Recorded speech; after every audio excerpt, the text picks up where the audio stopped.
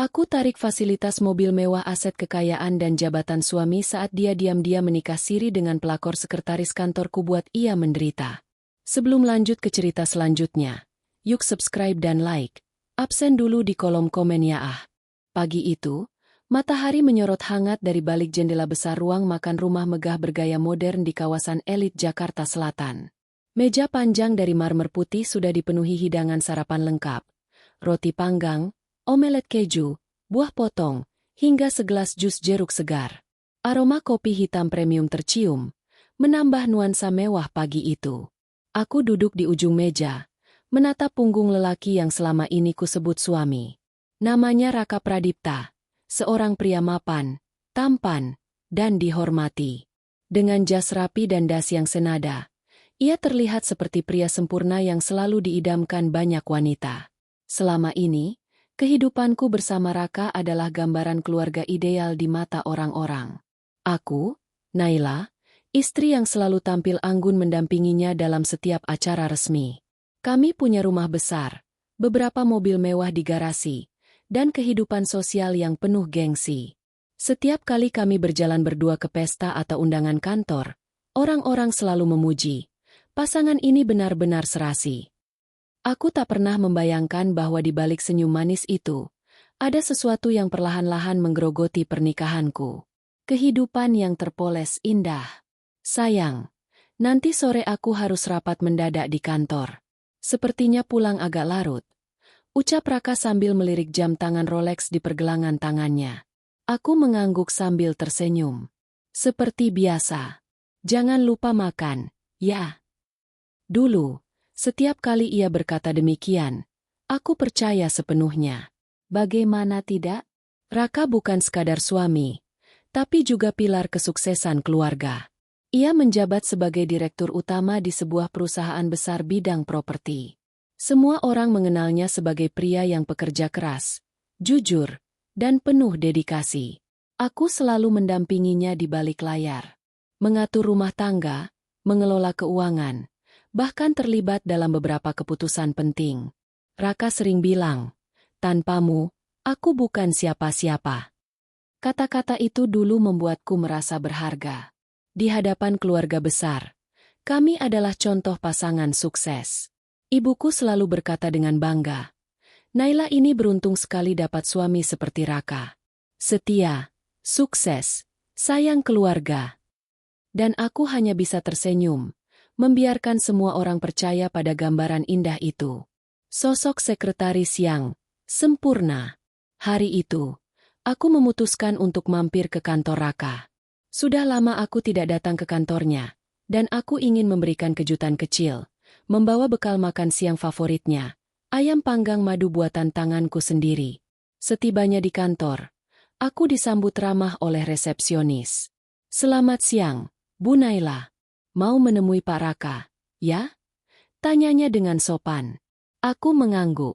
Iya, ini aku bawakan makan siang untuknya. Dia pasti belum sempat makan. Aku berjalan menuju lift dengan hati riang, membayangkan wajah Raka yang akan tersenyum melihatku datang tiba-tiba. Namun, perhatianku terhenti ketika aku melihat seorang wanita berdiri di depan ruang kerja Raka. Tubuhnya ramping, penampilan sangat rapi, dengan blus putih ketat yang dipadukan rok pensil hitam. Bibirnya dipulas lipstik merah menyala.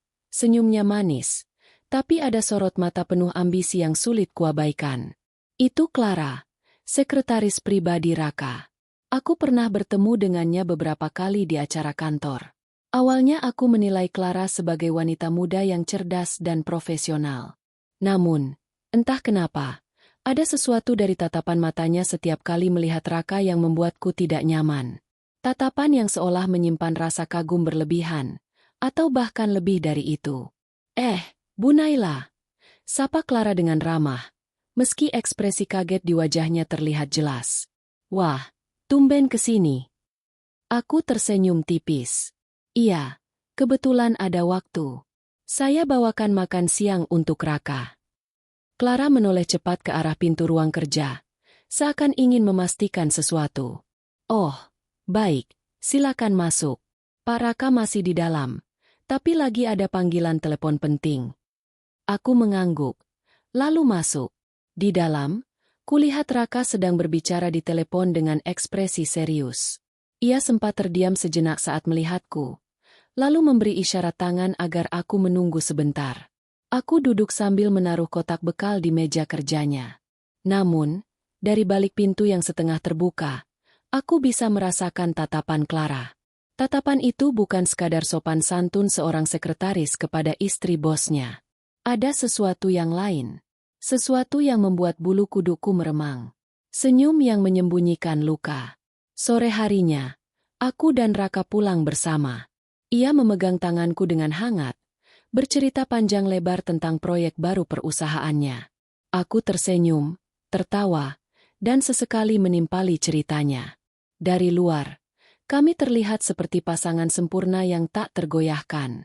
Namun, di dalam hatiku, ada rasa aneh yang sulit kuabaikan. Bayangan tatapan Clara terus menghantui pikiranku. Mungkin aku terlalu berprasangka buruk, gumamku dalam hati. Raka bukan tipe pria yang akan main hati. Selama ini dia selalu menjagaku, selalu setia. Aku mencoba menepis perasaan itu. Lagi pula, apa gunanya curiga tanpa bukti? Aku memilih percaya, karena kepercayaan adalah dasar rumah tangga. Malam itu, setelah makan malam bersama, Raka pamit untuk bekerja sebentar di ruang kerja rumah. Aku masuk ke kamar, menatap cermin besar yang memantulkan bayangan diriku. Perempuan dengan gaun tidur satin, wajah masih cantik meski mulai ada garis halus di sekitar mata. Aku tersenyum pahit. Semua orang iri padaku, bisikku lirih. Mereka pikir aku hidup sempurna. Tapi entah kenapa, hatiku merasa kosong. Aku tidak tahu saat itu bahwa firasat kecil yang kuabaikan akan menjadi awal dari badai besar dalam hidupku. Bahwa di balik kehidupan yang tampak sempurna, ada pengkhianatan yang sedang tumbuh diam-diam, siap menghancurkan segalanya. Bab ini menggambarkan bagaimana hidupku terlihat sempurna, penuh cinta dan kemewahan. Tapi seperti kaca yang retak perlahan, ada sesuatu yang tidak bisa diperbaiki hanya dengan kepercayaan. Dan aku, Naila, tidak tahu bahwa segera aku akan dipaksa menghadapi kenyataan pahit yang tak pernah kubayangkan. Minggu-minggu setelah kunjunganku ke kantor Raka, aku mencoba mengabaikan perasaan aneh yang sempat muncul. Aku kembali sibuk dengan rutinitasku, mengurus rumah, menghadiri arisan sosialita, menemani ibuku, dan tentu saja memastikan semua kebutuhan Raka terpenuhi. Namun, sejak hari itu, aku mulai memperhatikan perubahan kecil yang awalnya kuanggap wajar. Perubahan yang mungkin bagi sebagian orang terlihat sepele, tapi bagi seorang istri yang hidup bertahun-tahun dengan pasangannya, setiap detail terasa mencurigakan. Perubahan kecil yang mengganggu. Raka kini lebih sering pulang larut. Jika dulu ia masih sempat makan malam bersama, kini seringkali aku duduk sendirian di meja makan, menatap piring kosong sambil menunggu suara pintu terbuka. Sayang, ada rapat tambahan, katanya di telepon suatu malam. Kamu makan duluan saja. Jangan tunggu aku. Aku hanya menjawab dengan suara datar. Baik. Yang lebih mengganggu, kini Raka hampir tidak pernah melepaskan ponselnya. Bahkan saat mandi, ia membawa ponsel ke kamar mandi. Dulu, ia santai saja meninggalkan ponsel di meja atau sofa. Aku tidak pernah merasa perlu mengutak-atik ponselnya, karena kami saling percaya. Tapi kini, kepercayaanku mulai terguncang. Pernah suatu malam, ketika ia tertidur lelap, ponselnya bergetar di meja samping tempat tidur. Aku melirik sekilas. Ada notifikasi WhatsApp masuk, hanya terlihat nama, Clara. Jantungku berdegup kencang. Aku menelan ludah. Tangan gemetar ingin membuka pesan itu. Namun sebelum sempat, Raka tiba-tiba tergerak, memegang ponselnya, lalu mematikannya tanpa membuka mata. Seolah-olah ia punya insting untuk melindungi rahasia. Aku hanya bisa menatapnya. Wajah tampannya terlihat begitu tenang dalam tidur. Di dalam hati, aku bertanya, apa yang kau sembunyikan dariku, Raka? Kilasan di pesta perusahaan. Beberapa hari kemudian, aku menghadiri pesta perusahaan bersama Raka. Seperti biasa, ia menggandengku dengan penuh kebanggaan. Aku mengenakan gaun malam hitam elegan, sementara Raka tampil gagah dengan jas biru tua. Semua orang menyambut hangat, memberi pujian. Wah, pasangan idaman. Mesra sekali. Aku tersenyum ramah, walau hatiku mulai merasa getir. Saat itu, pandanganku menangkap sosok Clara. Malam itu ia tampil menawan dengan gaun merah menyala, terlalu mencolok untuk seorang sekretaris. Ia berdiri tidak jauh dari Raka, sesekali melirik ke arah kami. Aku mencoba mengabaikan, tapi tatapannya menusuk. Tatapan seorang perempuan yang merasa memiliki rahasia bersama pria yang kini sedang kugandeng. Yang membuatku makin geram. Aku sempat melihat Raka menoleh ke arah Clara dengan cepat. Hanya sepersekian detik. Tapi cukup untuk menegaskan sesuatu. Ada bahasa tubuh yang tidak bisa dibohongi. Aku menggenggam tangan Raka lebih erat, seolah ingin menunjukkan kepemilikanku. Ia menoleh padaku, tersenyum, lalu berbisik. "Kamu cantik sekali malam ini." Aku balas tersenyum, meski di dalam hati aku berteriak. Apa senyum itu tulus, atau hanya topeng? Pertengkaran kecil. Malam setelah pesta itu, aku tidak bisa tidur. Pikiranku dipenuhi bayangan Clara dan Raka. Aku mencoba memberanikan diri untuk membuka percakapan. "Raka," panggilku pelan. "Iya, sayang." Ia menoleh dari meja kerja kecil di kamar, tempat ia masih membuka laptop. "Kenapa akhir-akhir ini kamu sering sekali pulang larut? Bahkan di rumah pun masih sibuk dengan ponsel atau laptop. Ada yang berubah, ya?" Raka terdiam sejenak, lalu tertawa kecil. "Kamu kenapa sih, Nay? Jangan berprasangka yang aneh-aneh. Aku sibuk karena ada proyek baru. Kamu tahu kan perusahaan lagi ekspansi." Aku menatap matanya, mencari kejujuran di sana. Tapi ia mengalihkan pandangan, kembali ke layar laptopnya. "Kalau memang sibuk, kenapa harus Clara yang selalu menemanimu? Bukankah banyak staf lain yang bisa kamu andalkan?" Tanyaku lirih, namun penuh tekanan. Wajah Raka menegang. "Clara itu sekretarisku. Wajar kalau dia sering ada di dekatku. Jangan membawa pikiran burukmu ke arah yang tidak-tidak." Aku terdiam, merasa tersindir. "Aku hanya ingin tahu. Aku istrimu, Raka. Aku berhak tahu." Suasana kamar mendadak hening. Ia menghela napas panjang, lalu menutup laptopnya. "Aku capek, Nay. Jangan mulai pertengkaran yang gak perlu. Aku cuma ingin tidur." Ia berbaring membelakangi aku. Dan malam itu, aku merasa jarak di antara kami semakin melebar. Dukungan dari sahabat. Keesokan harinya, aku bertemu dengan sahabatku, Rani, di sebuah kafe. Ia mengenal Raka sejak kami masih pacaran. Jadi ia tahu betul perjalanan cinta kami. "Aku nggak tahu lagi, Ran," kataku sambil menahan air mata. Aku mulai curiga sama Raka. Ada sesuatu antara dia dan sekretarisnya. Tapi aku nggak punya bukti. Rani menatapku serius. "Nay, firasat seorang istri jarang salah. Kalau kamu merasa ada yang janggal, pasti memang ada sesuatu. Jangan biarkan rasa curiga ini memakanmu dalam diam. Kamu harus cari tahu kebenarannya." "Tapi kalau ternyata benar?" tanyaku lirih. "Kalau benar, kamu harus siap. Kamu bukan perempuan lemah. Kamu punya segalanya, Nay, kecantikan, kepintaran, bahkan sebagian besar aset keluarga itu ada atas namamu. Jangan biarkan pengkhianatan itu menghancurkanmu. Justru kamu yang harus berdiri paling kuat." Aku menggenggam tangan Rani. Kata-katanya bagai api kecil yang mulai menyalakan nyaliku. Firasat yang kian kuat. Hari-hari berikutnya, firasatku semakin tajam. Raka sering terlihat senyum-senyum sendiri sambil mengetik di ponselnya. Jika aku lewat, ia buru-buru menyembunyikannya. Suatu malam, ia pulang dengan aroma parfum wanita yang bukan milikku. Aku mengenal semua parfumku, dan aroma itu asing bagiku. Aku berpura-pura tidak tahu, hanya menatapnya sambil menahan air mata. Dalam hati aku bersumpah, jika benar ada yang kau sembunyikan, Raka, aku akan menemukannya. Dan saat itu terjadi, Aku pastikan kau menyesal telah mengkhianati aku. Malam itu aku tidak bisa tidur. Aku menatap langit-langit kamar, menimbang-nimbang langkah yang harus kuambil. Untuk pertama kalinya dalam hidupku, aku merasa bukan lagi istri yang dicintai. Aku hanyalah bagian dari citra sempurna yang ingin dipertahankan Raka di depan dunia. Dan aku sadar, badai besar sedang mendekat. Hari itu hujan turun deras sejak sore. Aku duduk di ruang tamu, menatap jam dinding yang sudah menunjukkan pukul 10 malam. Raka belum pulang. Alasan klasiknya, rapat mendadak. Sudah berkali-kali ku dengar. Tapi kali ini aku tidak bisa diam. Ada dorongan kuat dalam diriku untuk mencari tahu kebenaran. Telepon genggamku berdering. Itu sopir pribadi yang biasanya mengantar Raka.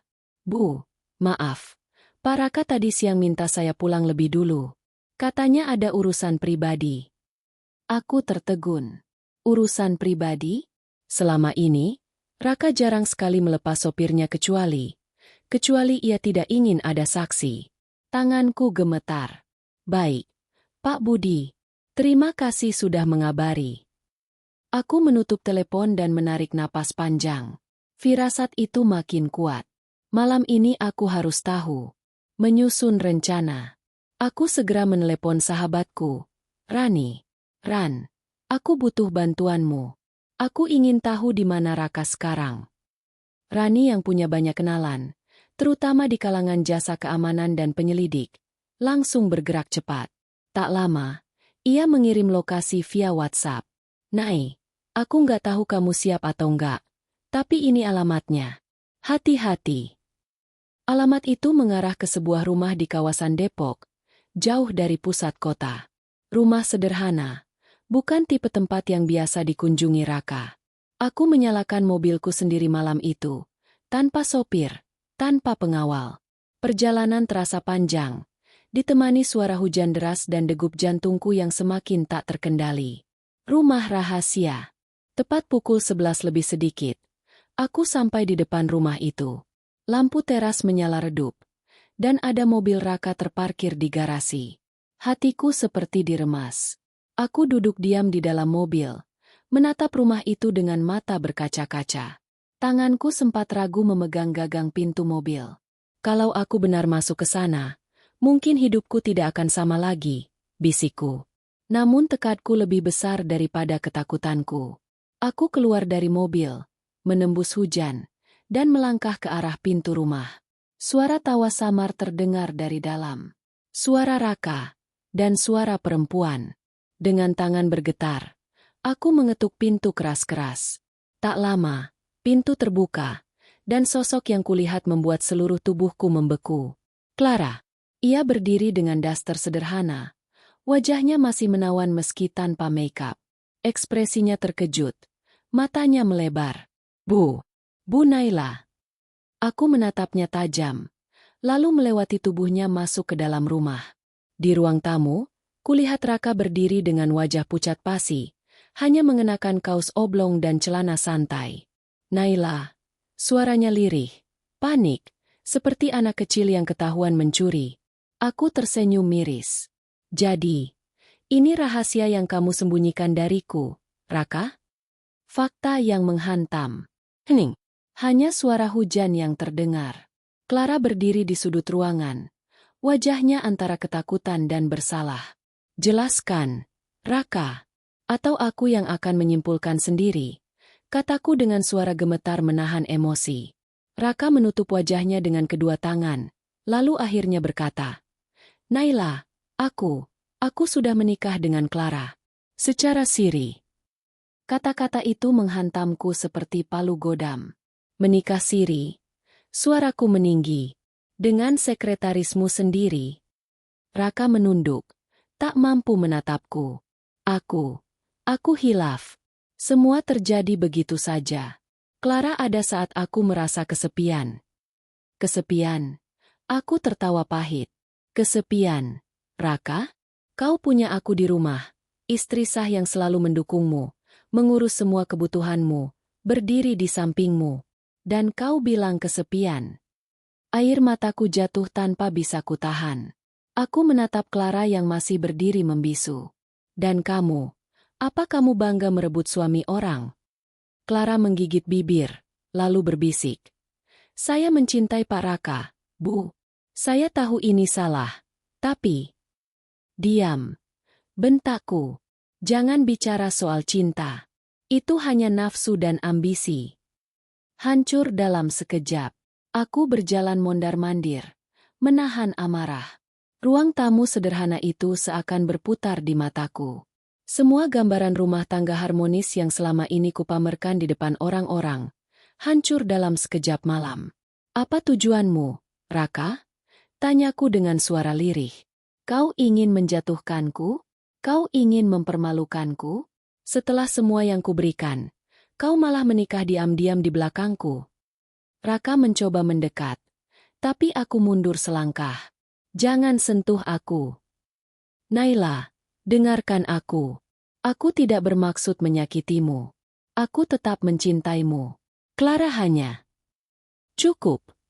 Potongku. Jangan berani-berani menyebut cinta lagi di hadapanku. Cinta tidak menikam dari belakang. Aku menghela napas panjang, mencoba menenangkan diri. Di kepalaku, ribuan pikiran berseliweran. Tapi satu hal yang pasti, aku tidak akan diam. Kesadaran baru. Aku melangkah keluar rumah dengan tubuh gemetar. Hujan semakin deras, membasahi wajahku yang penuh air mata. Raka berusaha mengejarku, tapi aku menoleh dengan tatapan penuh kebencian. Jangan ikuti aku. Mulai malam ini, Raka, kau akan tahu bagaimana rasanya kehilangan segalanya. Semua fasilitas, semua kemewahan, semua yang kuberikan, akan kutarik kembali darimu. Kau akan menyesal pernah mengkhianati aku. Aku masuk ke mobil, menyalakan mesin, dan melaju kencang meninggalkan rumah itu. Di dalam mobil, aku menangis sejadi-jadinya. Namun di balik air mata itu, ada bara api yang mulai menyala. Bara balas dendam. Aku sadar, selama ini aku yang membangun fondasi kehidupan mewah kami. Banyak aset dan fasilitas atas namaku. Jika Raka bisa menikamku dengan pengkhianatan, maka aku juga bisa membuatnya menderita dengan kehilangan segalanya. Malam itu, di tengah hujan deras, aku bersumpah dalam hati. Aku, Naila, tidak akan tinggal diam. Aku akan membuat Raka dan perempuan itu berlutut, merasakan pahitnya kehilangan. Mereka akan tahu bahwa harga diri seorang istri tidak bisa diinjak-injak begitu saja. Dan sumpah itu menjadi awal dari perangku. Malam itu aku tiba di rumah dengan tubuh basah kuyup. Hujan deras masih mengguyur, seolah langit ikut menangisi apa yang baru saja kualami. Aku menutup pintu rumah dengan keras, membiarkan tas dan sepatu tercecer begitu saja di lantai. Tubuhku gemetar, entah karena dingin atau karena amarah yang menumpuk di dada. Aku melangkah ke ruang tamu, duduk di sofa, dan menatap kosong ke arah lampu gantung kristal yang berkilau. Lampu itu biasanya menjadi simbol kemewahan rumah tangga kami, rumah tangga yang dipuji banyak orang. Kini, kilau lampu itu terasa seperti ejekan. Air mataku jatuh satu persatu, namun kemudian berubah menjadi isakan keras. Kenapa, Raka? Bisikku sambil menutup wajah. Kenapa kau tega? Bayangan pengkhianatan. Di kepalaku, bayangan Raka dan Clara terus berputar. Tatapan Clara saat membuka pintu, pengakuan Raka yang menikahinya secara siri, semua terulang-ulang bagai mimpi buruk. Aku ingin marah, ingin menghancurkan sesuatu. Dengan emosi yang tak terkendali, aku meraih vas bunga kristal di meja dan melemparkannya ke dinding. Pecahannya berhamburan. Suaranya memenuhi ruang tamu yang hening. Tapi meski begitu, rasa sakitku tak juga berkurang. Aku berjalan ke kamar tidur, membuka lemari, dan menemukan album foto pernikahan kami. Foto-foto bahagia saat aku mengenakan gaun putih. Saat Raka menggenggam tanganku dengan penuh janji. Aku merobek satu persatu foto itu dengan tangan gemetar, lalu melemparkannya ke lantai. Janji apa yang tersisa, Raka? Kau hancurkan semuanya dengan tanganmu sendiri. Curhat dengan sahabat. Keesokan harinya, aku menelepon Rani. Suaraku masih parau karena semalaman menangis. Ran, semua yang kutakutkan ternyata benar. Dia menikah siri dengan Clara. Di ujung telepon, Rani terdiam sejenak. Lalu terdengar suaranya yang penuh emosi. Astaga, Nai, aku benar-benar nggak habis pikir. Raka berani melakukan itu ke kamu. Aku lihat dengan mataku sendiri. Ran. Dia mengakuinya. Di rumah itu. Di rumah yang sengaja dia sembunyikan dariku. Naila, dengar aku, kata Rani dengan tegas. Kamu nggak boleh tenggelam dalam kesedihan. Kamu harus bangkit. Ingat, sebagian besar aset keluarga itu ada atas namamu. Kamu punya kekuatan. Jangan biarkan dia dan perempuan itu menginjak harga dirimu. Aku menarik napas panjang, mencoba menenangkan diri. Kata-kata Rani bagai tamparan yang menyadarkanku. Benar, aku bukan wanita lemah. Aku Naila, istri sah yang selama ini berdiri di samping Raka, menopang karirnya, dan memastikan ia mencapai puncak kesuksesan. Tanpa aku, ia bukan siapa-siapa. Menghitung luka dan kekuasaan. Hari itu aku mulai membuka-buka dokumen lama. Sertifikat rumah, BPKB mobil, rekening bersama, surat tanah, hingga saham perusahaan yang selama ini kami investasikan bersama. Tanganku menelusuri setiap lembar kertas itu dengan penuh kesadaran baru. Sebagian besar aset atas namaku. Entah karena Raka mempercayai aku, atau karena alasan pajak, tapi yang jelas, ini adalah senjata. Sambil menatap dokumen-dokumen itu, aku berbisik lirih. Kau pikir bisa menghancurkanku, Raka? Kau salah besar. Justru aku yang akan menghancurkanmu, pelan-pelan, dengan tangan dinginku sendiri. Amarah yang semalam membakar, kini berubah menjadi tekad. Luka yang kurasakan, akan kujadikan senjata. Kepura-puraan di depan keluarga. Minggu berikutnya, kami menghadiri acara keluarga besar. Di depan orang tua dan mertua, aku masih harus tersenyum, masih harus berperan sebagai istri setia. Raka duduk di sampingku. Wajahnya tenang seolah tak terjadi apa-apa. Ia masih bisa berbicara ramah dengan keluarganya. Bahkan menggenggam tanganku di bawah meja. Aku hampir muntah rasanya. Tapi aku sadar, belum waktunya membuka aib ini.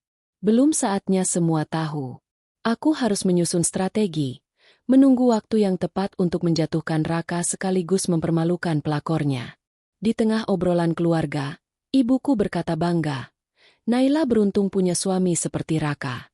Setia, sayang keluarga, dan sukses. Aku tersenyum kaku, menahan perih di dada. Dalam hati aku berteriak. Kalau saja ibu tahu kebenarannya. Luka yang membentuk tekad. Malam itu, aku duduk sendiri di balkon kamar. Angin malam menerpa wajahku, membawa dingin yang menusuk tulang. Aku merenung panjang, memikirkan semua yang kualami. Cinta yang dulu kubanggakan kini hanyalah luka. Janji setia berubah menjadi kebohongan. Tapi di balik semua itu, aku menemukan diriku yang baru. Diriku yang lebih kuat, lebih tegas, dan lebih berani. Aku berkata pada diriku sendiri, Naila, jangan menangis lagi. Tangisanmu tidak akan mengubah apa-apa. Saatnya kau berdiri. Saatnya kau menunjukkan pada dunia bahwa seorang istri bukan boneka yang bisa dipermainkan.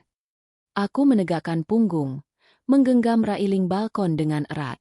Mulai sekarang, aku akan tarik satu persatu fasilitas yang membuat Raka merasa jadi raja. Mobil, rumah, rekening, kartu kredit, semua akan kutarik. Aku akan buat dia merasakan hidup tanpa semua itu. Awal strategi. Esok harinya, aku menemui notaris dan pengacara keluarga. Dengan wajah dingin, aku berkata, saya ingin mulai meninjau ulang pembagian aset. Ada beberapa fasilitas yang ingin saya tarik kembali dari suami saya. Pengacara itu menatapku terkejut, tapi kemudian mengangguk. Baik, Bu Naila. Semuanya bisa diatur. Apalagi jika memang aset atas nama Anda, secara hukum Anda berhak penuh. Aku tersenyum tipis.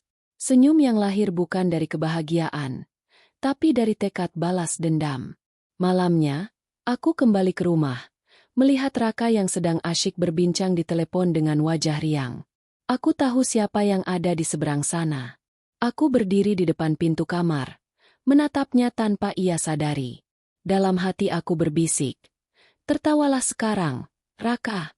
Nikmati kebahagiaanmu bersama Clara. Karena sebentar lagi, aku akan menarik semua yang kau miliki. Dan saat itu tiba, kau akan tahu rasanya hidup dalam penderitaan." Bab ini bukan lagi tentang tangisan. Ini tentang api yang mulai menyala dalam hatiku. Luka telah berubah menjadi kekuatan, dan amarah telah menjadi bensin yang siap membakar seluruh hidup Raka. Aku tidak akan lagi menjadi istri yang hanya menangis di sudut kamar. Aku akan menjadi wanita yang berdiri di garis depan, melawan pengkhianatan dengan senjata yang kumiliki, kekuasaan atas harta, fasilitas, dan kehormatan. Dan inilah awal dari perang yang sebenarnya. Hari-hari berikutnya, aku tak lagi menjadi Naila yang rapuh. Air mataku kering, berganti dengan keteguhan hati. Luka yang semula membuatku terpuruk, kini berubah menjadi tenaga yang mendorongku bangkit. Aku sudah memutuskan, balas dendamku tidak akan dengan teriakan atau kekerasan. Balas dendamku akan sunyi, dingin, dan perlahan-lahan melumpuhkan Raka. Langkah pertama, menarik satu persatu. Pagi itu, aku duduk di ruang kerja dengan segelas kopi hitam. Sambil menatap daftar aset, aku memberi instruksi pada pengacaraku lewat telepon. Rekening bersama mulai hari ini akan saya pecah. Kartu kredit tambahan atas nama Raka, tolong segera diblokir. Mobil sedan hitam yang dipakainya, segera tarik ke garasi rumah induk. Dan untuk rumah yang kami beli di kawasan elit itu, pastikan semua dokumen balik ke atas nama saya. Pengacara sempat ragu. Apa Bapak Raka sudah mengetahui keputusan ini, Bu Naila? Aku tersenyum tipis. Belum. Dan saya ingin semuanya selesai sebelum dia sempat bereaksi. Hatiku berdegup kencang, bukan karena takut, tapi karena puas membayangkan wajah Raka saat menyadari satu demi satu fasilitasnya hilang. Reaksi pertama Raka. Sore harinya, teleponku berdering. Raka dengan suara gusar. "Naila, kenapa kartu kreditku ditolak saat makan siang dengan klien?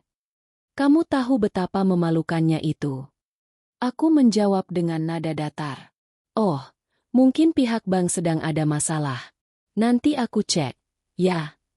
Aku tahu betul itu bukan masalah bank. Itu masalahku. Sengaja ku cabut haknya. Malamnya, Raka pulang dengan wajah muram. Ia menatapku tajam. "Apa maksudmu memblokir kartuku? Mobilku juga ditarik. Aku harus naik taksi ke kantor. Apa kamu sudah gila?"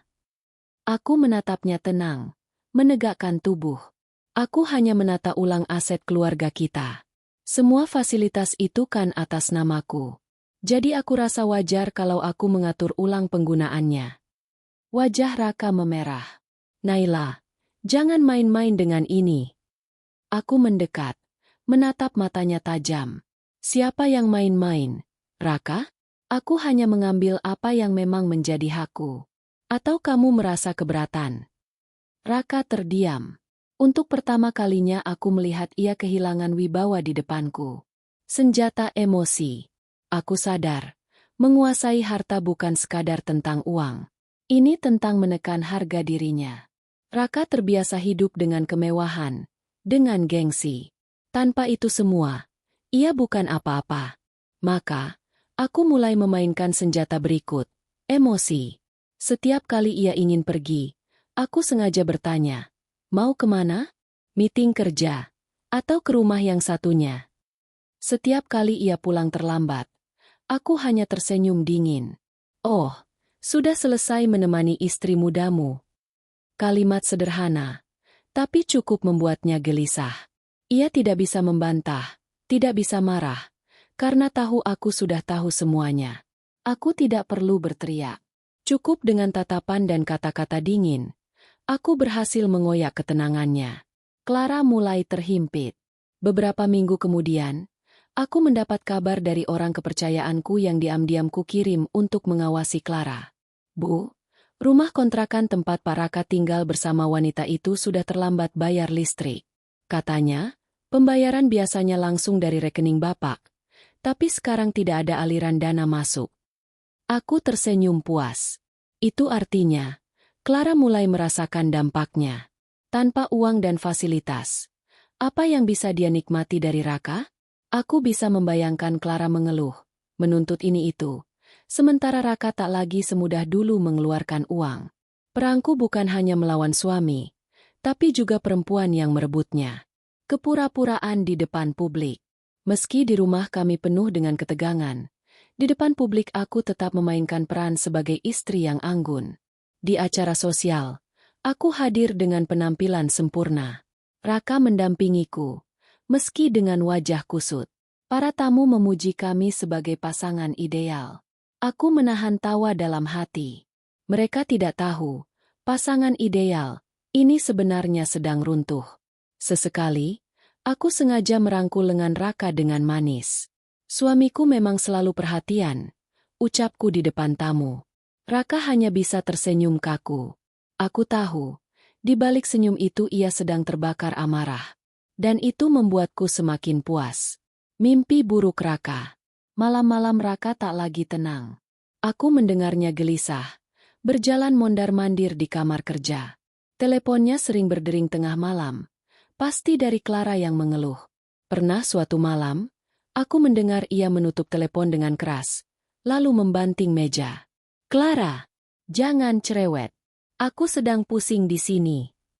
Aku tersenyum samar di balik pintu kamar. Rupanya, benih keretakan sudah mulai tumbuh. Sahabat sebagai penopang. Rani tetap menjadi tempatku mencurahkan isi hati. Saat aku menceritakan semua langkah yang kuambil, ia menatapku kagum. "Naila, aku salut sama kamu. Kamu nggak cuma kuat, tapi juga cerdas. Kamu bikin dia merasakan pedihnya pengkhianatan tanpa perlu marah-marah." Aku menatap sahabatku, lalu tersenyum tipis. Aku tidak mau membuang energiku untuk teriak atau memohon. Lebih baik aku gunakan untuk menyusun strategi. Dan ini baru permulaan, Ran. Raka yang terjebak. Suatu pagi, Raka akhirnya tak tahan. Ia menghampiriku saat aku sedang sarapan. Wajahnya lelah, matanya sayu. "Naila, bisa kita bicara baik-baik? Aku tahu aku salah. Tapi tolong, jangan siksa aku begini. Aku nggak bisa kerja dengan tenang. Aku nggak bisa hidup normal." Aku meletakkan sendok dengan tenang, menatapnya tanpa ekspresi. "Baru sedikit yang kamu rasakan, Raka. Bandingkan dengan sakit yang aku alami ketika tahu kamu punya istri lain. Apa itu sebanding?" Ia menunduk, tak mampu membalas. "Kalau kamu merasa menderita, itu artinya aku sudah di jalur yang benar," lanjutku dengan suara dingin. Raka terdiam lama, lalu beranjak pergi tanpa kata. Dan aku tahu, untuk pertama kalinya, ia merasa terjebak dalam permainan yang tidak bisa ia menangkan. Penutup bab. Balas dendamku baru dimulai. Menarik fasilitas hanyalah tahap awal. Aku ingin membuat Raka bukan hanya kehilangan kemewahan, tapi juga kehilangan kendali atas hidupnya. Aku ingin melihatnya jatuh, bukan karena aku menjatuhkannya dengan tangan, tapi karena ia sendiri yang tersungkur akibat perbuatannya. Dan aku tahu, semakin keras ia berusaha mempertahankan dua dunianya, aku dan Clara, semakin cepat ia akan hancur di bawah tekananku. Aku Naila, istri sah yang dikhianati. Dan inilah panggungku untuk membalas. Rumah sederhana di Depok yang awalnya menjadi surga rahasia bagi Raka dan Clara, perlahan berubah menjadi neraka. Atapnya bocor kala hujan, dindingnya lembab, dan listrik beberapa kali nyaris diputus karena telat bayar. Semua itu membuat Clara sering mengeluh, sementara Raka semakin tertekan karena sumber uangnya tidak lagi lancar. Clara mulai menuntut. Suatu sore, Clara duduk di ruang tamu dengan wajah masam. Ia menatap Raka yang baru pulang kerja. Dasinya kusut, wajahnya lelah. "Mas, kita nggak bisa terus begini," ucap Clara dengan nada kesal. "Listrik hampir diputus, uang belanja makin mepet, dan aku malu sama tetangga." Mereka lihat aku keluar masuk pakai motor sewaan. Padahal mereka tahu aku istri seorang direktur. Raka menghela napas panjang. Clara, aku sedang berusaha. Kamu harus sabar. Situasinya rumit sekarang. Naila. Belum sempat ia melanjutkan. Clara langsung memotong dengan tajam. Ah, Naila lagi. Naila lagi. Kenapa semua harus bergantung sama dia? Bukannya kamu direktur? Bukannya kamu punya gaji besar? Kenapa kamu nggak bisa kasih aku kenyamanan sedikit pun? Wajah Raka memerah menahan emosi. Jangan bicara seenaknya. Clara, kamu kira mudah menghadapi Naila? Semua aset ada di tangannya. Aku tidak bisa sembarangan. Clara mendengus, lalu bangkit dengan kasar. Kalau gitu untuk apa kamu nikahin aku, Mas? Kalau akhirnya aku cuma jadi perempuan simpanan miskin yang harus menahan malu tiap hari. Raka terdiam. Kata-kata itu seperti cambuk. Tapi ia tidak bisa membantah. Kenyataan yang pahit. Hari-hari berikutnya, Clara makin sering marah. Uang belanja tidak cukup. Ia tak bisa lagi membeli tas atau kosmetik mahal seperti dulu ketika Raka masih bebas menggunakan kartu kredit. Clara bahkan mulai meragukan pilihannya. Kenapa aku meninggalkan semua peluangku hanya untuk ini? Batinnya berkali-kali. Awalnya, ia membayangkan hidup bersama Raka akan penuh dengan kemewahan. Ia akan diperlakukan layaknya ratu, mendapat fasilitas layaknya istri sah. Tapi kenyataannya jauh dari itu. Ia mulai membandingkan dirinya dengan Naila. Istri sah hidup di rumah mewah, punya mobil, perhiasan, dihormati orang. Aku tinggal di kontrakan, bergantung sama sisa-sisa uang Raka. Apa aku cuma mainan? Pikiran itu membuatnya semakin tersiksa. Raka kehilangan wibawa. Di kantor, Raka juga mulai kehilangan wibawa. Beberapa kolega bergosip tentang kartu kreditnya yang ditolak saat makan siang dengan klien. Bahkan ada yang berbisik tentang desas-desus ia menikah siri dengan sekretarisnya sendiri. Wajahnya tak lagi segar. Rambutnya semakin beruban. Kantung matanya dalam. Pulang ke rumah pertama, ia disambut tatapan dingin Naila. Pulang ke rumah kedua, ia disambut keluhan Clara. Tidak ada tempat baginya untuk beristirahat. Konflik di rumah kedua. Suatu malam, pertengkaran besar meledak. Clara membanting piring ke lantai. Aku capek hidup miskin begini. Katanya kamu cinta aku. Katanya kamu akan bahagiain aku. Nyatanya apa? Aku malah sengsara.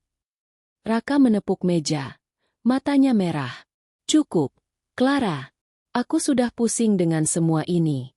Jangan tambah bebani aku dengan rengekanmu. Clara menatapnya tajam. Air matanya jatuh. Kalau gitu, lepaskan aku.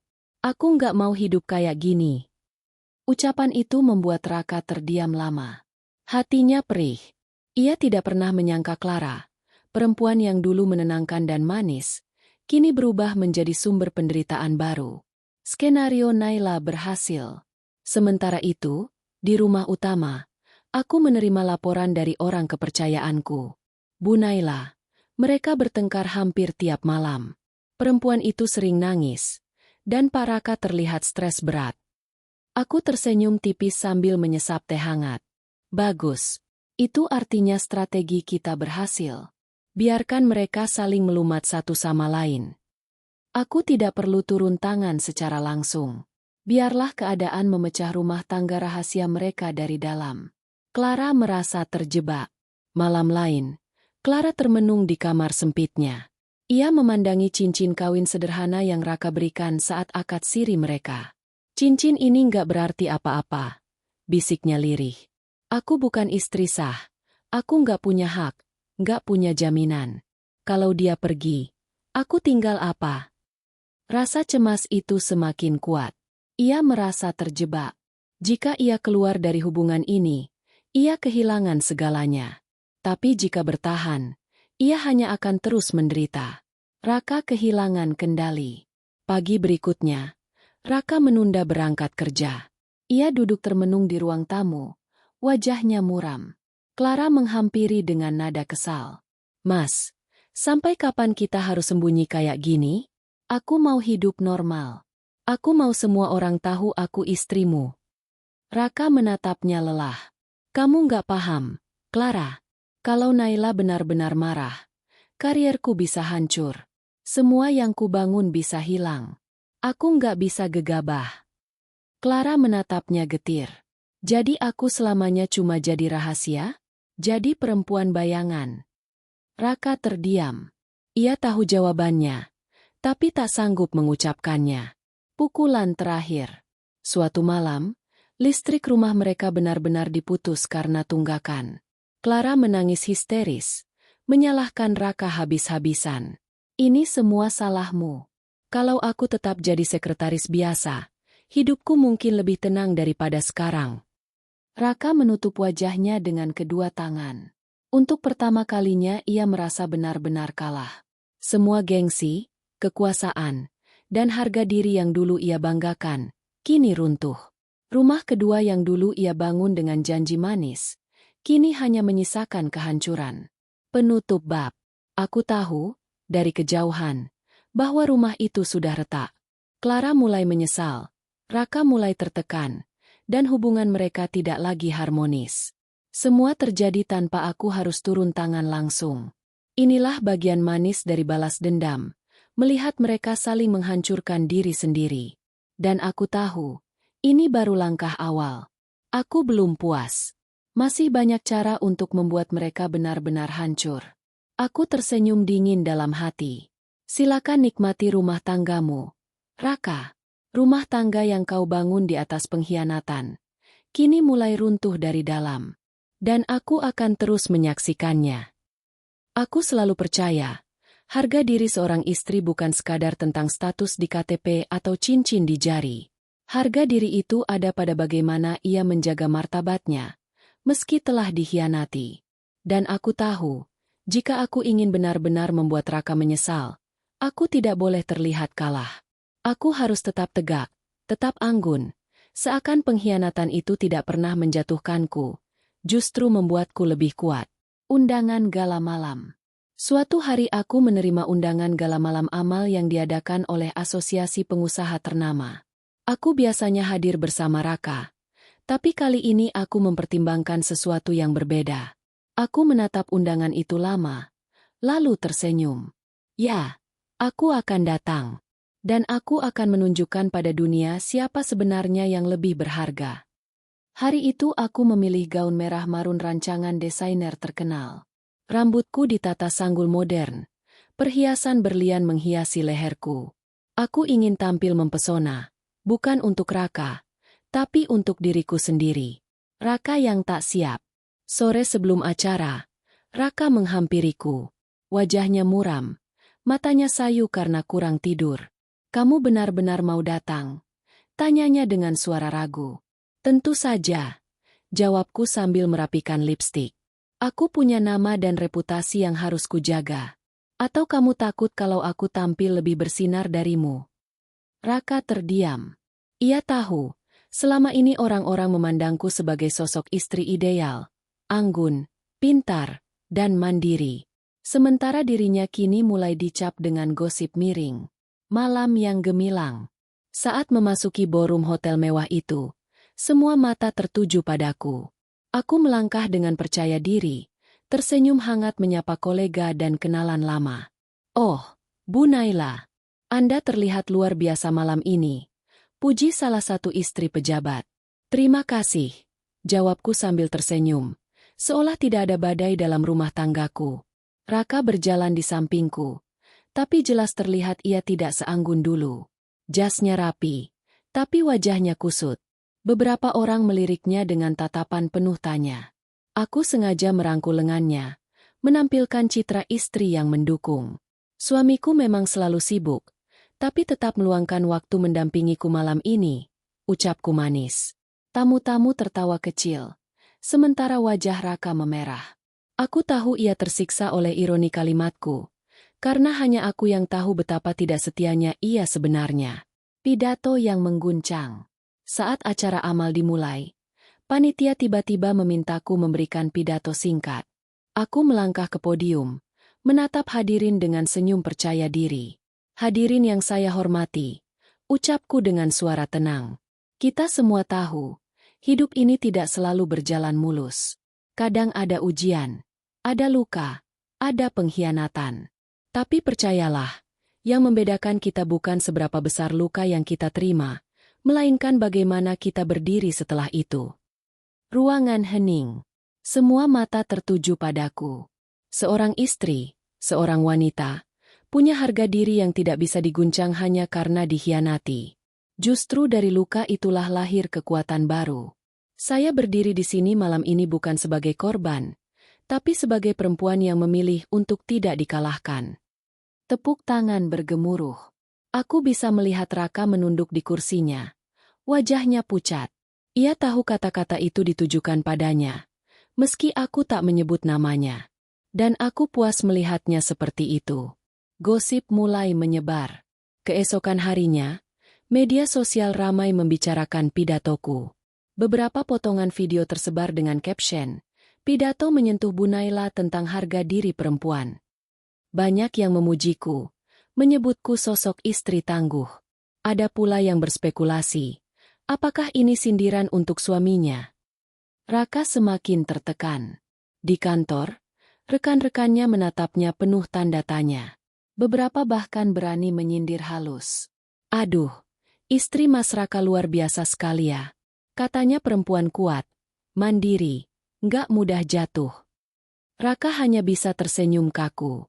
Ia tahu, perlahan-lahan, posisinya semakin terpojok. Clara meradang. Sementara itu, Clara yang melihat video pidatoku juga meradang.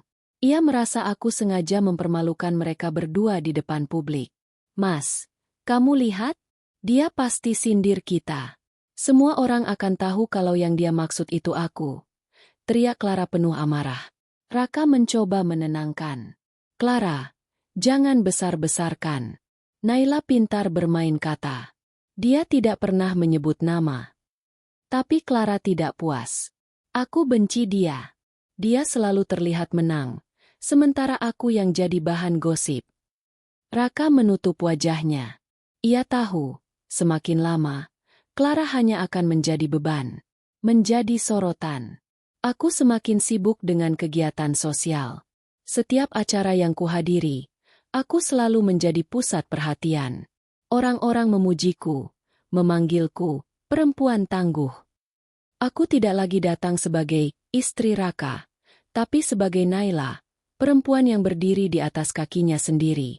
Dan aku menikmati sorotan itu. Setiap kali namaku disebut di media, aku tahu Raka semakin menderita. Ia terbiasa menjadi pusat perhatian, tapi kini aku yang mengambil alih panggung. Raka kehilangan harga diri. Malam itu, Raka duduk termenung di kamar kerja. Aku masuk tanpa mengetuk. "Kamu kenapa, Raka? Wajahmu terlihat semakin tua dari usiamu," kataku dengan nada setengah menyindir. Ia menatapku dengan mata lelah. "Naila, apa kamu harus sejauh ini? Apa kamu harus mempermalukan aku di depan semua orang?" Aku tersenyum dingin. "Oh, aku tidak mempermalukanmu, Raka. Aku hanya menunjukkan siapa aku sebenarnya. Kalau kamu merasa malu, itu karena kamu sadar siapa dirimu sekarang." Raka terdiam, tak mampu membalas. Aku mendekat, berbisik di telinganya. "Kamu pikir aku akan hancur setelah tahu perselingkuhanmu? Tidak, Raka. Justru kamu yang akan hancur melihat aku tetap berdiri tegak." Aku berbalik meninggalkannya, membiarkannya tenggelam dalam rasa malu. Penutup bab. Harga diriku sebagai istri tidak hilang meski suamiku mengkhianati. Justru aku menemukan kekuatan baru. Aku tidak butuh belas kasihan, tidak butuh pengakuan darinya. Aku ingin dunia tahu, aku bukan korban. Aku adalah Naila, perempuan yang mampu membuat suaminya sendiri tunduk, bukan dengan tangan kasar, tapi dengan martabat yang tak bisa dibeli. Dan aku tahu, semakin tinggi aku berdiri, semakin dalam Raka akan terpuruk. Suara hujan deras mengguyur jendela kaca rumah mewah yang kini tak lagi bisa dimasuki oleh Arman.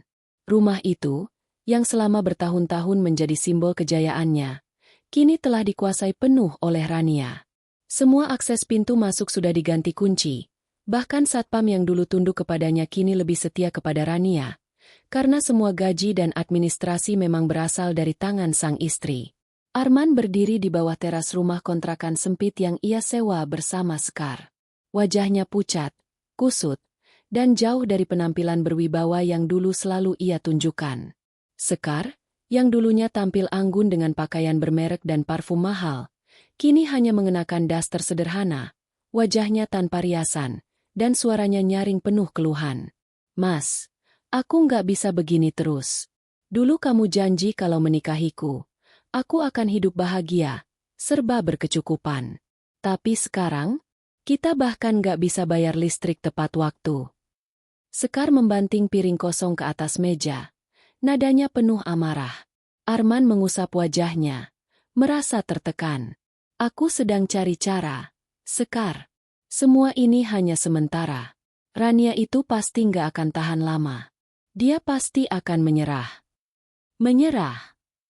Sekar menatap dengan tatapan penuh sinis. "Mas pikir Rania itu perempuan lemah? Lihat saja, dia berhasil merebut semua asetmu. Mobil ditarik, kartu kredit diblokir, rumah diambil alih, bahkan kantor mulai bergosip soal skandalmu. Mas pikir aku mau hidup dengan laki-laki gagal yang bahkan gak bisa lindungi aku?" Kata-kata itu menusuk hati Arman. Ia sadar, Sekar mulai goyah. Perempuan yang dulu dengan manis membisikkan kata cinta, kini berbalik tajam dengan tuntutan. Arman mengepalkan tangan. Ia tidak bisa kalah. Malam itu juga, Arman memutuskan untuk melawan. Keesokan paginya, ia datang ke rumah besar itu dengan wajah dingin. Ia mengetuk pintu keras-keras, berteriak memanggil Rania. Para satpam sempat mencoba menghalau, tetapi Rania sendiri keluar, berdiri di depan pintu dengan gaun rumah berwarna putih. Wajahnya tenang namun matanya menusuk. "Apa yang kamu mau, Arman?" tanyanya dengan suara datar. "Aku mau hakku kembali," teriak Arman. "Rumah ini, mobil-mobil itu, semuanya hasil kerja kerasku. Kamu pikir kamu siapa sampai berani menarik semuanya dari aku?" Rania tersenyum miring. "Oh, kamu lupa, Arman? Semua aset itu atas namaku. Mobil-mobil mewah? Atas nama aku. Rumah ini? Aku yang beli dengan uang warisan keluargaku. Kartu kredit? Aku yang daftar dan jamin. Jadi katakan, bagian mana yang sebenarnya milikmu?" Wajah Arman memerah. Ia tidak bisa membantah. "Tapi aku suamimu. Aku punya hak atas semua ini," balasnya putus asa. "Suami?" Rania mendengus. "Suami macam apa kamu? Yang tega menikah siri dengan sekretaris sendiri di belakang istrinya? Kalau aku bongkar ini ke media, kamu kira masih ada yang hormat padamu?" Ancaman itu membuat Arman terdiam. Ia sadar, posisinya terjepit. Namun harga dirinya menolak kalah begitu saja. "Aku bisa gugat cerai kamu, Rania. Dan kalau itu terjadi, kamu akan tetap harus berbagi hartamu denganku," katanya mencoba mengancam balik. Rania menatapnya dengan sinis. "Silakan. Tapi jangan lupa, aku sudah punya semua bukti perselingkuhanmu. Kalau perceraian ini naik ke pengadilan, hakim pasti berpihak padaku. Kamu bukan hanya kehilangan harta, tapi juga jabatanmu. Kantor akan mencopotmu begitu skandal ini pecah." Kata-kata itu membuat Arman terhuyung. Ia tidak menyangka Rania sudah menyiapkan segalanya dengan begitu matang. Hari-hari berikutnya menjadi neraka bagi Arman. Di kantor, gosip tentang dirinya semakin liar. Beberapa klien penting mulai mundur, menganggap reputasi Arman ternodai. Rekan-rekan kerjanya mulai menjauh, dan atasan memberi peringatan keras. Sekar semakin menekan.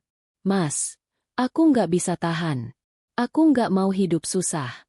Kalau Mas nggak bisa balikin semua fasilitas itu, lebih baik kita pisah saja," katanya suatu malam. "Sekar, jangan gitu. Aku lakukan semua ini untukmu. Kamu harus sabar. Tapi aku nggak menikah denganmu untuk hidup miskin. Aku maunya hidup enak. Kalau Mas nggak bisa kasih itu, Apa gunanya aku bersamamu? Kata-kata Sekar bagai pisau yang menusuk berkali-kali. Arman merasa dunianya runtuh. Di sisi lain, Rania semakin mantap dengan langkahnya. Ia tidak hanya menguasai aset, tapi juga mulai membangun citra diri di lingkungan sosial. Ia aktif di kegiatan sosial, tampil anggun di berbagai acara, dan selalu dipuji sebagai sosok perempuan kuat yang mampu menghadapi badai rumah tangga dengan elegan. Suatu malam, ia duduk di ruang tamu, menatap foto pernikahannya dengan Arman yang masih terpajang. Senyum sinis terukir di wajahnya. Kamu pikir aku akan hancur karena pengkhianatanmu, Arman? Justru kamulah yang akan merasakan hancur berkeping-keping.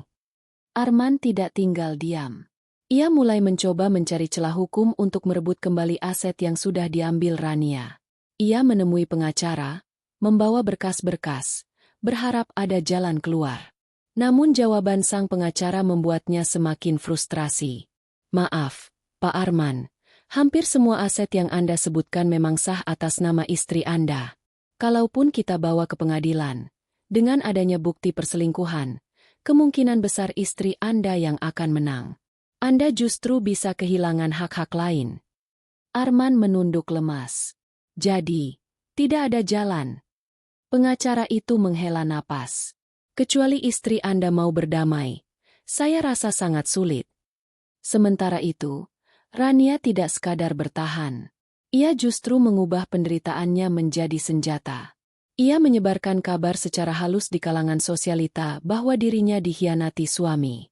Semua orang bersimpati padanya, memujinya sebagai perempuan tangguh. Sementara Arman dicap sebagai laki-laki tak tahu diri, suami tidak setia yang rela menggadaikan rumah tangga demi sekretarisnya. Puncaknya terjadi ketika keluarga besar turun tangan. Dalam sebuah acara keluarga, Rania dengan berani membuka semua bukti di depan mertua dan ipar-iparnya. Lihatlah, katanya sambil menunjukkan foto-foto pernikahan siri Arman dengan Sekar, serta bukti transfer uang. Inilah yang dilakukan suami saya di belakang saya. Suasana hening. Semua mata memandang Arman dengan penuh kebencian. Sang ibu mertua menangis, sementara ayah mertua menampar meja keras-keras. Arman, kau mempermalukan keluarga ini. Arman terdiam, wajahnya pucat pasi. Sekar yang ikut hadir pun tak kuasa menahan malu. Wajahnya menunduk. Rania tersenyum dingin. Sekarang, katakan, siapa yang sebenarnya pantas disebut pecundang? Malam itu, Arman pulang dengan hati hancur. Semua yang ia bangun selama ini runtuh. Sekar pun akhirnya benar-benar meninggalkannya, memilih pergi entah kemana. Di rumah mewahnya, Rania berdiri di balkon, menatap lampu kota yang berkilau. Ia tahu, perang ini hampir usai. Suaminya yang dulu begitu berkuasa kini sudah menjadi bayang-bayang dirinya sendiri. Ini baru permulaan, Arman, bisiknya pelan. Kamu akan merasakan penderitaan yang lebih dalam lagi. Aku belum selesai membuatmu merasakan apa yang sudah kamu lakukan padaku. Hari itu langit cerah, berbeda jauh dengan suasana hati Arman yang semakin kelam. Sudah hampir sebulan sejak keluarganya mengetahui perselingkuhan dan pernikahan sirinya dengan Sekar. Semua orang yang dulu menyanjung dan menghormatinya kini menjauh. Telepon dari kolega jarang masuk, rapat-rapat penting lebih sering berjalan tanpa kehadirannya. Bahkan beberapa klien besar resmi memutus kontrak. Di kantor, Arman seperti mayat berjalan. Senyum sinis, bisik-bisik gosip, bahkan tatapan kasihan menjadi makanan sehari-harinya. Yang lebih menyakitkan, beberapa karyawan yang dulu tunduk padanya kini terang-terangan meremehkan. Posisi jabatannya goyah, surat peringatan sudah masuk, dan kabar pemecatan hanya tinggal menunggu waktu. Sementara itu, Rania hidup bagaikan ratu. Mobil mewah kembali terparkir rapi di garasi rumah besar itu. Pintu-pintu terbuka untuknya di setiap acara sosial. Nama Rania kini dikenal bukan hanya sebagai istri pejabat, tetapi sebagai perempuan tangguh yang tidak diam saat dikhianati. Rania menguasai medan sosial. Pada sebuah acara amal di Hotel Bintang 5, Rania tampil dengan gaun hitam elegan, rambut disanggul rapi, dan perhiasan yang berkilau di bawah cahaya lampu kristal. Semua tamu undangan berbisik memuji kecantikannya, juga keberaniannya. Rania luar biasa ya, padahal diuji begitu berat, bisik seorang sosialita. Betul, dia malah semakin berkelas. Kalau jadi aku mungkin sudah hancur. Jawab yang lain. Rania tersenyum mendengar semua komentar itu. Ia berjalan dengan anggun.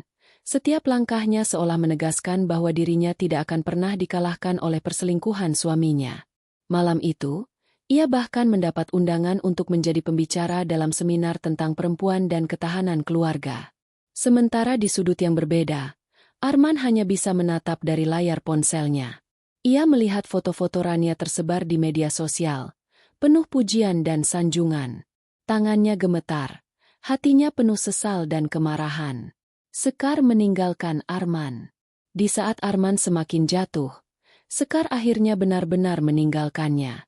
Perempuan itu kabur tanpa pamit, hanya meninggalkan pesan singkat di meja kontrakan. Maaf, Mas. Aku nggak sanggup lagi. Hidup seperti ini bukan yang aku bayangkan. Aku butuh lelaki yang bisa menjamin masa depanku, bukan menghancurkan hidupku. Arman membacanya berulang kali. Darahnya mendidih. Dialah yang rela meninggalkan keluarga demi Sekar. Dan kini justru ditinggalkan tanpa sisa. Dalam kesendiriannya, Arman mulai menyadari satu hal. Rania tidak sekadar istri yang pernah ia hianati, tapi benteng yang justru menjadi penopang semua kehidupannya. Tanpa Rania, ia bukan siapa-siapa. Rania membalas dengan elegan. Suatu sore, Arman memberanikan diri datang lagi ke rumah besar itu. Ia tidak menggedor pintu seperti sebelumnya. Kali ini ia mengetuk dengan pelan. Wajahnya pucat dan tubuhnya kurus. Rania keluar, menatapnya dari balik pintu. Ia mengenakan dress sederhana namun tetap anggun. Apalagi yang kamu mau, Arman? Suaranya tenang, tanpa emosi. Arman menunduk. Aku minta maaf, Rania. Aku sudah hancur. Sekar meninggalkanku. Kantor juga hampir memecatku. Aku kehilangan segalanya. Tolong, izinkan aku kembali. Beri aku kesempatan kedua. Rania terdiam lama, lalu tertawa kecil. Kembali? Setelah semua yang kamu lakukan? Setelah kamu menikah siri dengan sekretarismu, membiarkanku terluka, dan hampir merenggut martabatku? Kamu pikir aku masih perempuan yang bisa kamu permainkan seenaknya?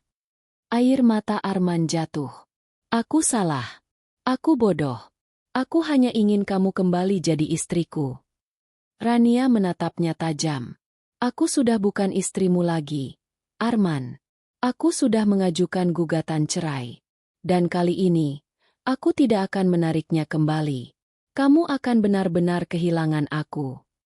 Arman terperanjat. Cerai? Tidak. Rania, jangan. Justru dengan cerai, aku bisa bebas dari belenggu pengkhianatanmu. Aku akan hidup lebih baik tanpa laki-laki seperti kamu.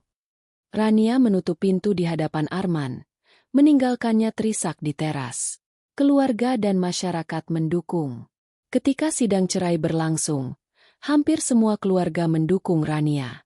Orang tua Arman sendiri tidak lagi membelanya. Kami malu punya menantu seperti kamu, Arman, kata sang ayah mertua dengan nada kecewa. Rania berdiri tegak di pengadilan, mengenakan blazer putih. Ia menyerahkan bukti-bukti perselingkuhan, foto-foto pernikahan siri, dan bukti transfer uang. Semua saksi menguatkan posisinya. Hakim memutuskan dengan tegas, hak asuh anak, jika ada, sebagian besar harta, dan semua aset tetap jatuh ke tangan Rania. Arman hanya pulang dengan sisa kecil yang bahkan tidak cukup untuk memulihkan hidupnya.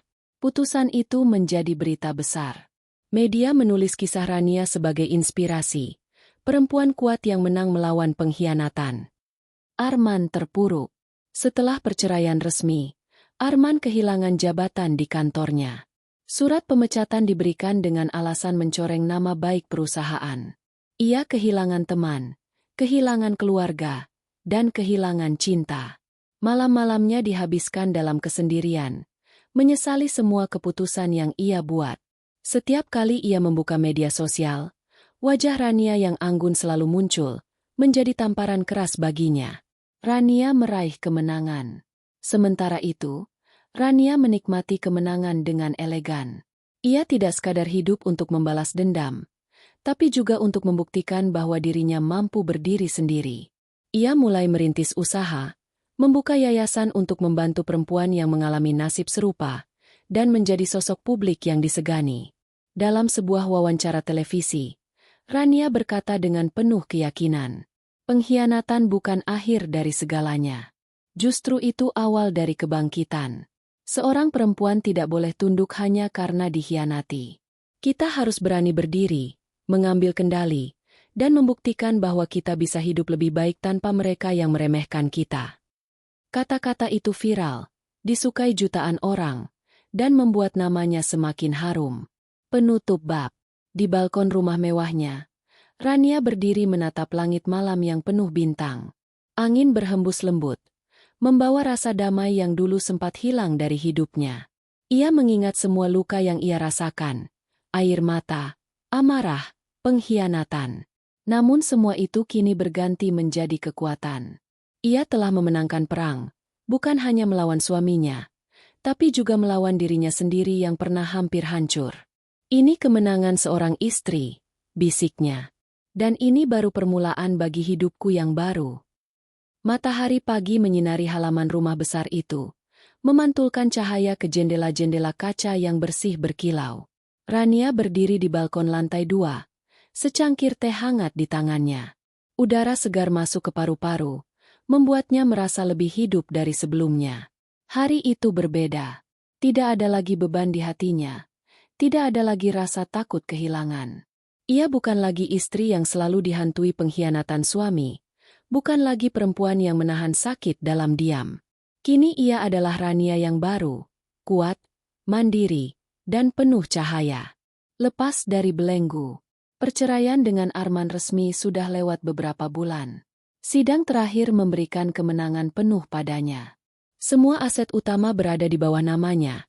Hak asuh anak berada di tangannya, jika kita asumsikan ada anak dalam cerita, dan ia bebas menentukan jalan hidupnya sendiri. Arman, di sisi lain, semakin terpuruk. Setelah dipecat dari kantor, ia hidup dalam keterbatasan. Tidak ada kabar tentang Sekar lagi. Kabarnya perempuan itu sudah pergi dengan pria lain yang lebih kaya. Rania tidak lagi peduli. Dulu, ia mungkin masih menyimpan amarah, dendam, dan rasa ingin menghukum. Tapi kini, ia merasa cukup. Arman sudah mendapat balasannya sendiri, ditinggalkan, dipermalukan, dan kehilangan segalanya. Bangkit dengan mandiri. Rania menyadari, kemenangan bukan hanya soal menguasai harta atau mengalahkan pengkhianat. Kemenangan sejati adalah saat ia bisa kembali menemukan dirinya sendiri. Dengan semangat baru, ia mulai merintis usaha. Ia membuka butik fashion kecil yang menampilkan desain busana elegan, terinspirasi dari pengalaman hidupnya. Ia juga mendirikan yayasan untuk membantu perempuan korban perselingkuhan, perceraian, atau kekerasan rumah tangga. Yayasan itu berkembang pesat. Banyak perempuan datang kepadanya, mencari inspirasi, meminta nasihat, dan menemukan kekuatan. Rania sering mengisi seminar, tampil di televisi, bahkan menulis buku tentang perjalanannya. Di setiap panggung, ia selalu berkata dengan penuh keyakinan, "Ketika dunia merobohkanmu, bangunlah dengan lebih kuat. Jangan biarkan pengkhianatan mendefinisikan siapa dirimu. Kita semua punya hak untuk bahagia." Dukungan dari keluarga. Keluarga besar yang dulu ikut menyaksikan kehancurannya kini bangga padanya. Orang tua Arman, meski kecewa pada anaknya, justru lebih dekat dengan Rania. Mereka sering datang berkunjung, membawa cucu mereka jalan-jalan, dan memuji bagaimana Rania bisa membesarkan anak dengan penuh kasih sayang meski sendirian. "Kamu luar biasa, Nak," kata ayah mertuanya suatu sore.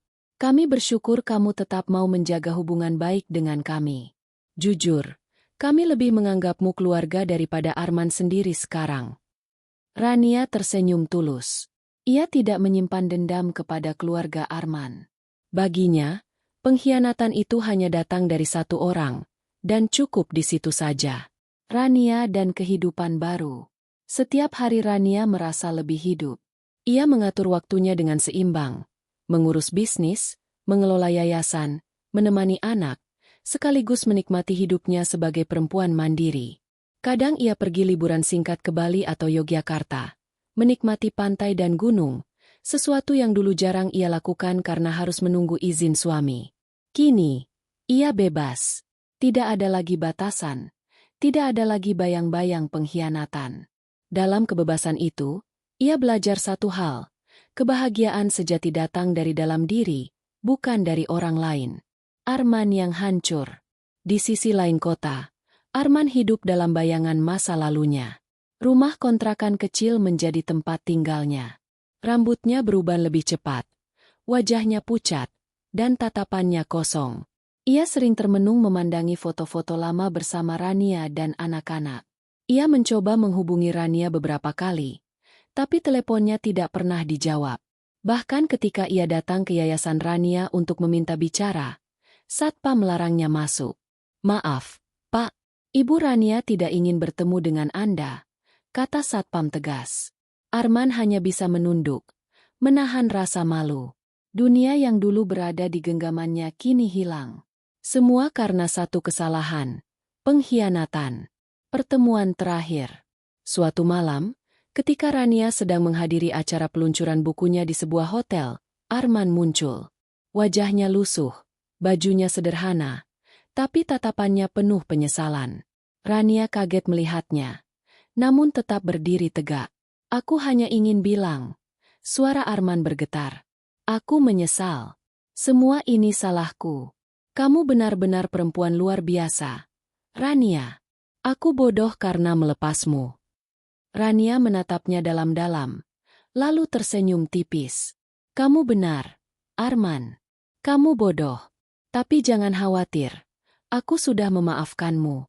Bukan karena aku masih ingin bersamamu, tapi karena aku ingin hidupku bebas dari kebencian. Kamu sudah menerima balasanmu, dan itu cukup." Arman terdiam, air mata jatuh di pipinya. Rania lalu melangkah pergi, meninggalkannya berdiri sendirian di lobi hotel. Itu menjadi pertemuan terakhir mereka. Awal baru, hari berganti, bulan berlalu. Rania kini dikenal luas sebagai ikon perempuan kuat. Ia bahagia dengan kehidupannya yang mandiri, dekat dengan anak-anaknya, keluarga, dan lingkaran sahabat yang selalu mendukung. Suatu pagi, ia menatap cermin, tersenyum pada bayangan dirinya. Wajah yang dulu sering menangis kini bersinar penuh semangat. "Aku berhasil," bisiknya pada dirinya sendiri. "Aku berhasil bangkit." Dengan langkah mantap, ia keluar rumah, siap menghadapi hari-hari baru yang penuh peluang. Penutup kisah. Pengkhianatan mungkin pernah membuat hidup Rania runtuh. Tapi dari reruntuhan itu, ia membangun istana baru, istana yang lebih kokoh, lebih indah, dan lebih nyata. Ia tidak lagi sekadar istri dari seorang pria berkuasa, tapi menjadi sosok perempuan yang dihormati karena keberanian dan keteguhannya. Rania bukan hanya bertahan. Ia menang. Dan dalam kemenangannya, ia menemukan awal yang baru.